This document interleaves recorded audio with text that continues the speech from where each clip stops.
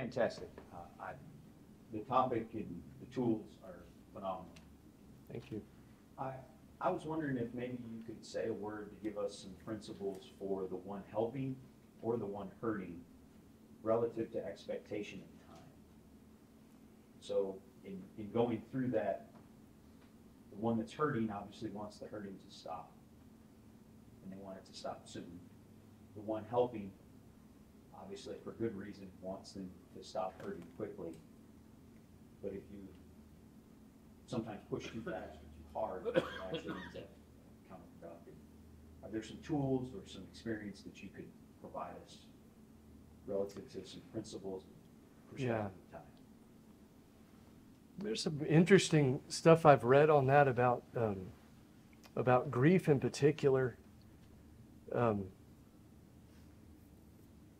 just thinking through a couple things I want to say to that. One of them is it's kind of surprising, really, how long some of that can carry on and how profound the feeling of loss can be. I remember reading that, when you get to a year from your moment of loss, you almost relive it again psychologically. The feeling of it is very, very heavy. And it's kind of something you do alone in a way because most aren't recognizing it. So that's one thing I would say to you.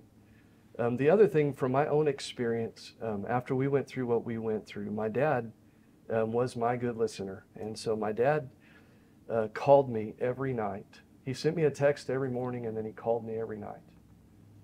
And sometimes I would answer, sometimes I wouldn't. And sometimes we would talk for a long time, sometimes we would talk for 5 minutes. It didn't matter. He just called every night. And we would talk about everything. And that was extremely helpful to me. And I had to make a lot of decisions and all those sorts of things, and I could bounce everything off of him. And he was an outstanding listener. He did that for almost 5 years. And so when I got married to Rachel, my dad said, "Okay, you're married. I'm not calling you anymore." And so I guess he felt like that was the time. And so what's the time? I don't know. But that's what happened for me. He called me for 5 years, every day. Thank you. Brother Austin? Thank you, brother. I really appreciate it. I think one of your slides, as far as like advice for the one who's counseling, mentioned ask good questions. And maybe you addressed this, I may have forgotten, but could you make some suggestions for some good questions if you're the counselor in that situation, you're trying to help someone? What are some things you need to be asking to actually help someone? I think the goal of the questions is more the point than the actual questions themselves. I think the goal is just making sure you're understanding where they're coming from. And questions that help you understand their perspective, I think, are very important. I think it's important, to avoid trying to interrogate those sorts of things, or questions that are kind of guilting a person or something like that. More questions that sort of open further and deeper conversation about something that's been said that results in a deeper understanding of perspective. Anyway, I really appreciate your talk too. Whenever you're trying to show compassion, whenever you're trying to help someone, sometimes you need to pray, Lord, help me to know what to say and do. Because I know a lot of people, whenever they try to help someone, sometimes they don't go and they don't help because they don't know. Yeah. And so they stay away. Yeah. And that's not good. And one of the passages that's helped me was Ecclesiastes 4:10. If either of them falls, the one will lift up his companion, but woe to the one who falls when there's not another there to lift him up. And sometimes the best thing to do is just show up and say, I don't know what to do. I'm here. Let's just be together for a while. Mm-hmm. And sometimes don't stay away is what I'm trying to say. Mm-hmm. you don't know how to help until you're there, and then you're lifting up each other. Beware when you fall alone. And so I just want to encourage people to sometimes don't wait till you have an answer before you go. Go. And your being there is the answer. Just being there. And so whenever you're there, sometimes that's all that's needed. I know that's true of me. Whenever nobody's there at all, you feel even more lonely. But when somebody shows up and they said, I don't know how I can help, but I'm going to sit here for 15 minutes, I kind of go, good. It's good to share misery. You know? I'm glad misery loves company, they say. Yeah. But sometimes that's the best you can do, is just be there. There is no answer other than friendship and compassion. Yeah. Just showing up. So Thank I just you. want to, the Bible does have the answer. For me, though, I don't read Proverbs, I read Ecclesiastes. Okay. So I enjoy a good beating. I see. Well, I have no objection to reading Ecclesiastes. But you and I have been friends for a long time. Yes, we have. Yes, we have. And you were with me on June 15th, by the way. You were there. So you, not only do you say this, you were there. So thank you for that. Thanks, Matt. You know, in some of the things I've read about counseling and so on, in grief situations, when the event happens and people are stricken, folks rally round, and people in the church are good to do that. But, you know, it doesn't affect them like it affects you. And so in a week or so, they have accepted this and they go on about their business. They go back to their job or whatever they're doing. And at about 6 weeks, the person who was stricken is suffering tremendously and is usually alone. So it would be a good idea for people to be there not only when it initially happens, but to put a note in your calendar at 5 or 6 weeks and be sure you contact that person and be willing to listen to them, be present. And of course, in reference to what Glenn was saying, you know, Job's friends showed up and they didn't say anything for 7 days. They just sat there. Yeah. And that undoubtedly meant a lot to Job, even though he didn't like their counsel later.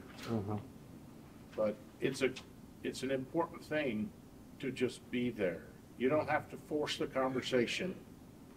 Let the conversation take its natural direction. If the person wants to tell you what happened, let them tell you. If they've told you 5 times, let them tell you again. But that 6-week time period is pretty important because everybody else has already moved on. And also, the pain waxes and wanes. It starts up here and it falls for a few months, and at about 6 months it starts back up, and then it falls. And a year, it's almost as high as it was when it happened. And as an average, most of the writers say something like 2 years, but each person is individual, and it depends on what happened too. Well, yeah, and I don't know what they mean by 2 years, to be honest with you, because I don't think it ever goes away. It just gets different. And it doesn't really get better. It just gets different, if that makes sense. There's no way to fix a lot of this stuff, you know. This is a little bit silly, Matt, Yeah. but it's good to remember by listening you can have a great conversation. Yeah. Yes. Thank you, Ron. Matt, appreciate what you brought out today, and really encouraging. You know, sometimes the encouragement that we give is by silence, as Ron just alluded to. Sometimes we don't talk enough about the aftershocks. And I know, with the situations that I've dealt with, most of the pain was the worst when I anticipated that brothers or sisters or people would be there, and they weren't. Uh-huh. Yeah.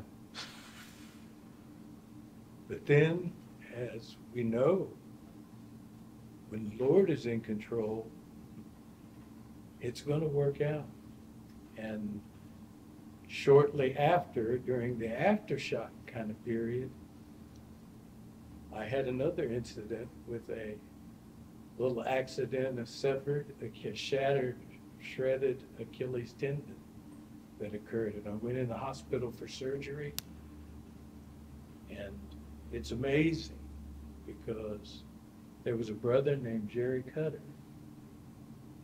that came all the way out to Arizona.